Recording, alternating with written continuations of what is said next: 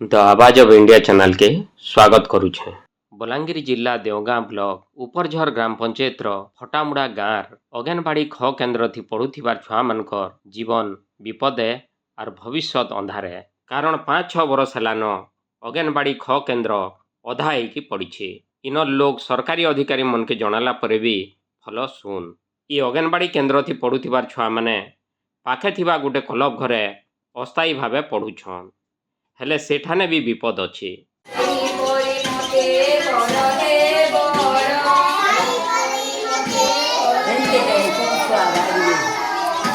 कारण है से क्लब घर छात ठीक नहीं केते बेले खसी पड़बा किए जानी छे। आए से पंचायत समाजसेवी तथा आप नेता आशीष मांडे से जगह के जाइथिले आर सेठान लोक मानकर संग कथबार्ता होइथिले। ई विषय रे मुई वीडियो संगे कथा हेमी बोली कहिथिले। द आवाज ऑफ इंडिया।